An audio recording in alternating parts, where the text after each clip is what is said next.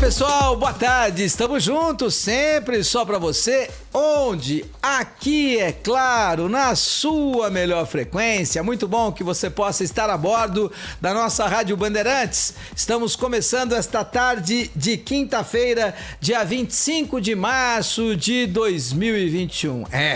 Como passa, é inacreditável como passa. Ainda que em momento de pandemia, com muito mais restrição, com muito menos felicidade, com muito menos alternativas, ainda assim é impressionante como esse tempo acelera.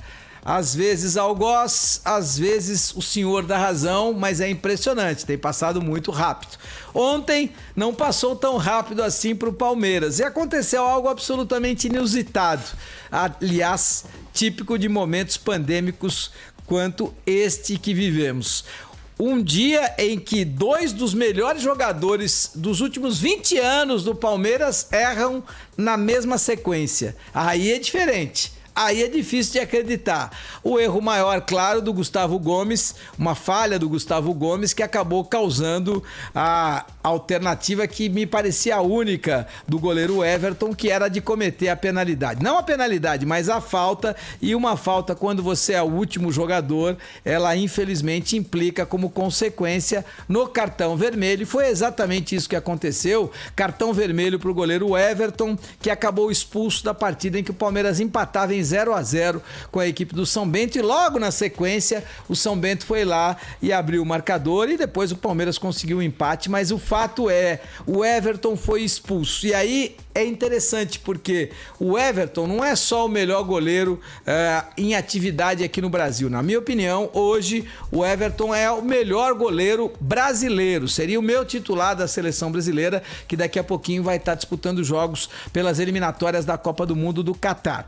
Mas aí é o que você imagina que nunca vai acontecer com um goleiro da experiência e da qualidade do Everton, mas em algum momento pode acontecer, e aconteceu ontem. Ainda bem que numa fase de classificação, ainda bem para o Palmeiras, claro, numa fase tranquila de classificação ainda de Campeonato Paulista, mas é interessante, um goleiro que não tinha sido expulso desde 2017. A última expulsão do Everton aconteceu em 2017, quando ele ainda vestia a camisa do Atlético Paranaense. Então, é interessante que a gente possa observar primeiro essa questão da expulsão de um jogador da qualidade do Everton. Normalmente isso não vai voltar a acontecer. Depois também observar falha do Gustavo Gomes. Longe, um dos melhores zagueiros em atividade do futebol brasileiro. Você não vai colocar numa só mão zagueiros, mais 4 zagueiros melhores do que o Gustavo Gomes em atividade aqui no futebol brasileiro. Então, quando falha do Gustavo Gomes acaba fazendo como consequência uma expulsão do Everton, realmente merece destaque, algo que muito dificilmente o torcedor do Palmeiras, felizmente, vai voltar a acompanhar. Mas é interessante, por quê?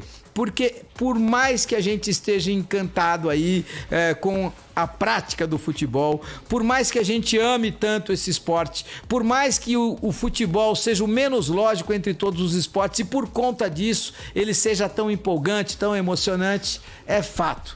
Você assistir uma partida em momentos tão complicados quanto este momento é triste, é chato. Não é porque a partida aconteceu lá em Volta Redonda. Aliás, o Raulino de Oliveira é um bom estádio de futebol, ótimo para a prática esportiva, ainda mais quando você não tem público. O gramado é interessante e os jogos são tranquilos lá no Raulino de Oliveira em Volta Redonda. O difícil é você encarar de frente essa ideia de que a situação não melhora, são sempre mais de 2.000 mortes todos os dias, a cada 24 horas, e é difícil, mas eu repito, o futebol não tem absolutamente nada a ver com isso, ainda mais o futebol com tantos protocolos de segurança, com tantos distanciamentos e com tantas preocupações e com tantos testes. Não é o futebol que é o culpado por esta situação. Repito, o futebol do campeonato estadual, na minha opinião,